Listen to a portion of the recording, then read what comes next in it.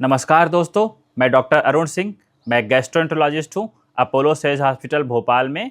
तो आज हम बात करेंगे कि जो एसिडिटी होती है उस अगर किसी को एसिडिटी से कोई परेशान है तो उसको किन चीज़ों का ध्यान रखना चाहिए, क्या वजह है जिसकी वजह से एसिडिटी ज़्यादा होती है और किससे आप क्या चीज़ों का ध्यान रखेंगे तो आप अपनी एसिडिटी को कम कर सकते हैं, किसको अवॉइड करके। तो साथ में हम ये भी बताएंगे कि एसिडिटी का रियल में साइंस के हिसाब से एसिडिटी क्या है, क्योंकि हमने ये देखा है कि मरीज़ के हिसाब से एसिडिटी और जो हमारा साइंस है कि डॉक्टर के हिसाब से आप बोल सकते हैं, उन दोनों में काफ़ी डिफरेंस है। तो अगर मैं सीधे-सीधे बात करूँ तो इंग्लिश में एक हम जो बोलते हैं उसको हम बोलते हैं GERD, उसका फुल फॉर्म है गैस्ट्रोइसोफेजियल रिफ्लक्स डिसऑर्डर। जो एसिडिटी मतलब बेसिकली कि एक जो GERD जो है एक बीमारी है, जिसको ही हिंदी में जो बेसिकली अगर आप सामान्य भाषा में बोलें तो उसी को लोग एसिडिटी के रूप में यूज़ करते हैं। तो अगर GERD की हम बात करें तो होता क्या है कि जो आपका जो बीच सीने का जो बीच का हिस्सा होता है, वहाँ बेसिकली काफ़ी जलन होती है।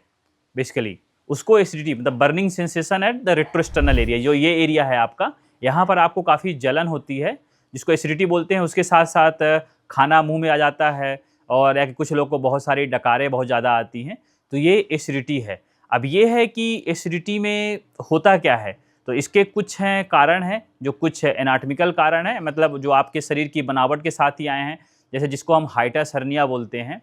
तो हाइटस हर्निया में क्या होता है कि जो आपकी आहार नली है और जो जी जंक्शन है, जिस आहार नली और स्टमक जो आमाशय है, उन दोनों के बीच में एक जंक्शन होता है जिसको हम जी जंक्शन बोलते हैं। तो होता क्या है कि वैसे तो नॉर्मली जैसे हम खाना जब खाते हैं तो जी जंक्शन खुलता है और खाना हमारे आहार नली से स्टमक में चला जाता है और फिर बंद हो जाता है बेसिकली।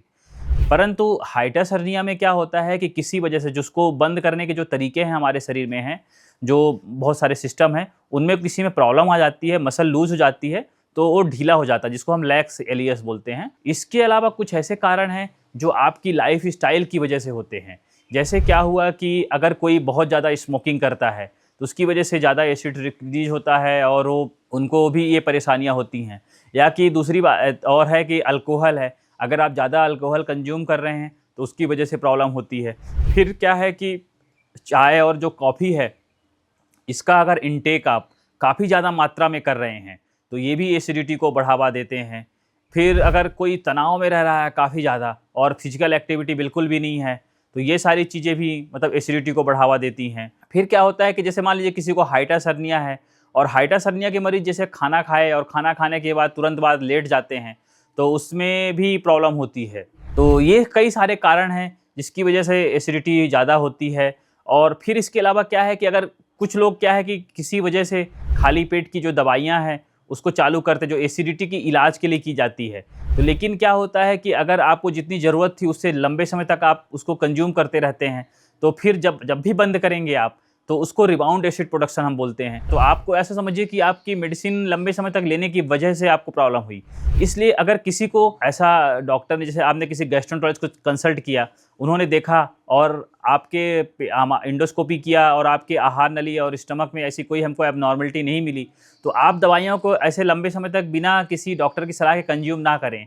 प्रयास करें कि आप दवाइयों को बंद ही कर दें। तो ये कई सारे कारण हैं। तो अगर मैं इसको समराइज़ करूँ तो जैसे है कि एक कारण हाइटस हर्निया जिसकी वजह से होता है, उसके अलावा हैं जैसे कि स्मोकिंग हो गया, अल्कोहल हो गया, कॉफ़ी का इंटेक हो गया, चाय का इंटेक हो गया, स्ट्रेस हो गया। अगर आपको हाइटस हर्निया है तो आप जल्द खाना खाने के तुरंत बाद लेटते हैं, थोड़ी देर तक आराम बैठ करके या चल के नहीं रखते हैं। तो ये कई सारे कारण हैं जो एसिडिटी को बढ़ावा देते हैं। फिर इनका इलाज तो बहुत सिंपल है। हमारे पास दवाइयाँ कुछ होती है जिसको हम देते हैं और आपको काफ़ी राहत मिलती है। फिर डिपेंड करता है कि कारण क्या है और कारण के हिसाब से ही दवाई कितने लंबे समय तक लेना है और कितना लेना है, उसको हम डिसाइड करते हैं। इस तरह का एसिडिटी का ये सारा आप इलाज किया जा सकता है। धन्यवाद दोस्तों। अगर आपको ये वीडियो पसंद आया तो लाइक, शेयर, सब्सक्राइब ज़रूर करें।